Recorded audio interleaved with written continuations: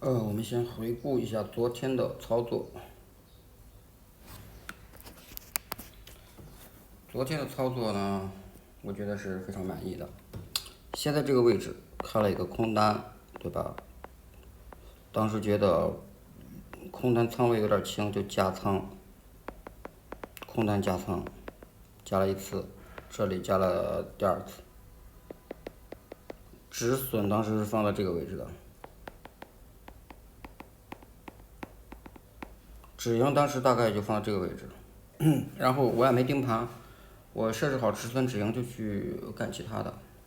过了可能几个小时吧，估计也就在6、7点左右，发现我的仓位没了。我操！我当时还以为自己又爆仓了，结果一看，哎，止盈了。这个位直接给我打到我的止盈位，瞬间止盈了。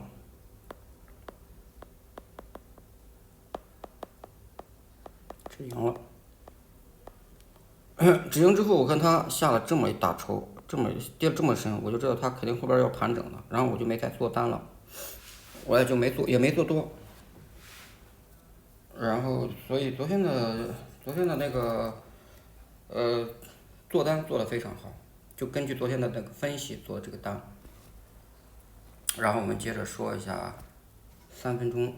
再看一下这个3分钟的段。这个3分钟的段我已经画过了，画好了。这个很简单，迅速分析一下，换个颜色，像这样。注意看这里是个缺口啊，它能不能成一段？这3笔能不能成一段？我看后边的走势，显然后边的走势跌得很深，所以它不能成一段。这是一段，不是3段啊。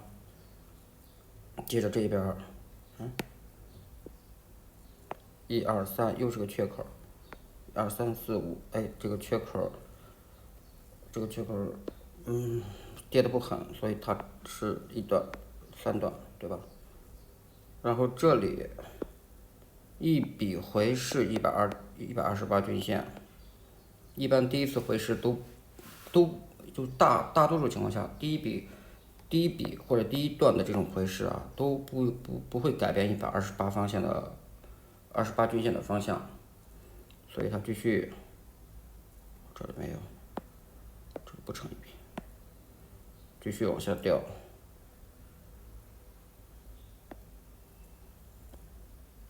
因为这是收盘价，它最低价是比这个低的啊，它最低价是比这是1点吧，1点是比2点低的啊，因为收盘价看不出来啊，等会儿我会给大家看，所以它这一段走到这儿了，这一笔下来，这就是我们之前经常讲的那种，哎等会儿这讲错了，所以这一段走到这儿，然后这是1比2低，所以这是3段，哎这是一段，然后一笔下来，这空头陷阱就很大了。如果看过之前的视频，你就知道，这是一种非常常见的转折形式，一个段的回抽，一个笔的空头陷阱，对吧？这里的最低点比最开始那个下，就是最开始那一波下是要高的，而且为40比3高的啊。然后我们继续画按段的分解，这里空头陷阱很大，但是我这个应该是半夜吧，或者早上吧，我也没盯盘，也不知道它是几点发生的。然后这一段就延伸到这儿了，然后1、2、3笔，这是第二段，我已经开了多单，我在这个位置开了一个多单，因为我预判这个128均线是要转折的，对吧？理由是我们根据段来判断，这里已经走了，我们这儿缩小化，1、2、3、4，走了4段，然后有一个笔的空头陷阱，哎，这个笔空头陷阱没创新低，然后再走了第3，然后是这里上去又是1段，又是2段，对吧？等于说它有2次的回势，对128线的回势都没有改变方向，第3次改变了方向，然后第4次是一个回抽确认，等于这一段是个回抽确认。我判断它它不会跌得很狠，所以我开了多单。我觉得它是一个回抽确认，就会在128附近可能会止跌，然后这里会展开一段上，所以开了一个多单，仓位不多。仓位不多原因是因为整体是一个下跌中的反弹，就是判断它是一个整体是下跌，所以把它当反弹做，所以不能弄太多仓位。我们接着看走势类型，走势类型我已经画好了，递归好了。这个就是1分钟递归的走势类型，这是很明显一个趋势啊。刚是递归的时候，这里还没走出来，这现在已经走出来了。这是一个很明显的趋势，两中枢的趋势，而且没有发生背驰。你看这个中枢区间啊，它连新低都没有创，就证明空头的空头的能量已经没有了，因为它连新低都创不了，就更不需要比较背驰了。它创新低才需要比较背驰，现在等于空方的力量已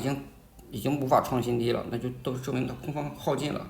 对吧？那就有可能要走出，站在走势类型的角度，就有可能要走出这样子，走出对吧？1、2、3、4、5，有可能走出这样子，是非常有可能的。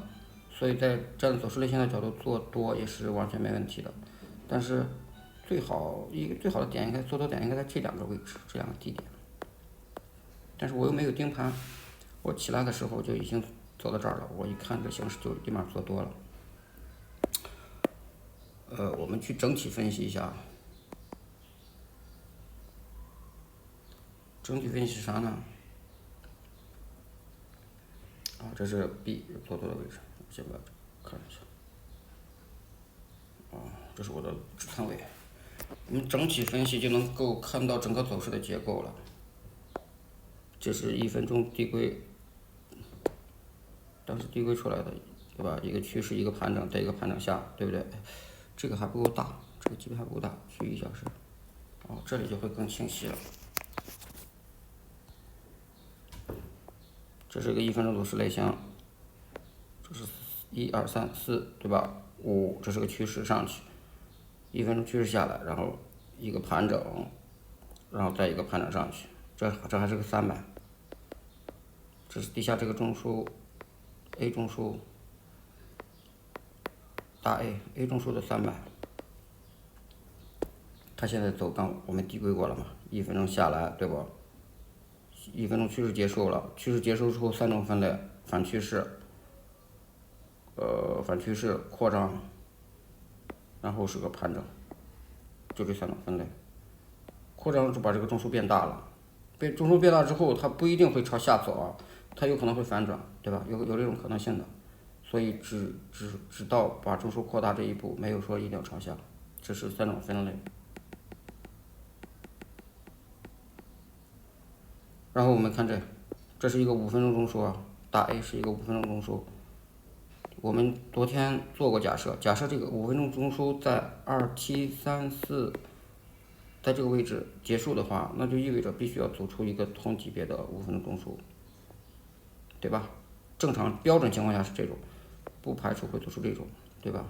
当然有可能会走出这种，走个趋势都有可能，但是这种3段是最低限度保障，最少要走出这种。所以就是为啥我就认为刚才的这一段是个反弹呢？就是因为从整体的趋势我们去看它，就会判断出来，这里大概是个反弹，要勾出一个中枢的第一段，对吧？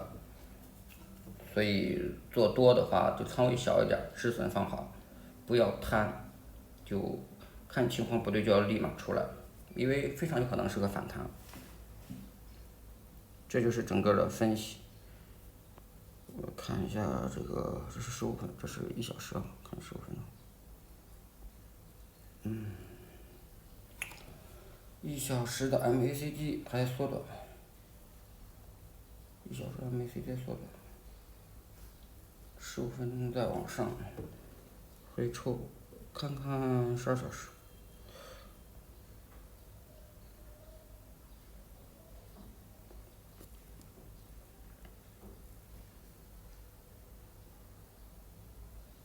我们看这个大级别啊，一个金叉、死叉、金叉、死叉、金叉，这里预期这里是死叉中，站在均死叉的角度，这里是4小时的一个向下一笔，所以站在这个均线角度也是要做空的，大趋势也是空，4小时这个级别也是空，所以在1小时就要谨慎做多，就是把1小时的所有上涨都暂时认为反弹，除非它对吧？除非它哪种情况你就不能认为反弹了，除非它能改变那些大级别均线或者改变1小时的结构，就可能会，比如说哪种情况下你就觉得它可能不是反弹了，这种情况下，比如说一上下上下上这种情况下，对吧？走出了3段，但是它往上走，就非常有可能不是反弹了，到这儿可能就结束了，就往上了。这个时候这个就成这个时候中枢可以在这个位置做一个300，但是300这个问题啊，其实很多300不值得做，你一定要在300之前进场。我就拿这个今天这个走势来举例啊，1分钟走势类型对吧？你要做300，假设我们做300，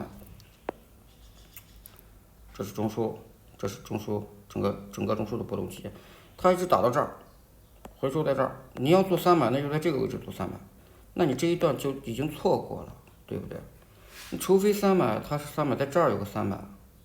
这种300是可以做的，这种300是坚决不能做的，也不是坚决吧，就没有多少性价比，没有多少盈亏比。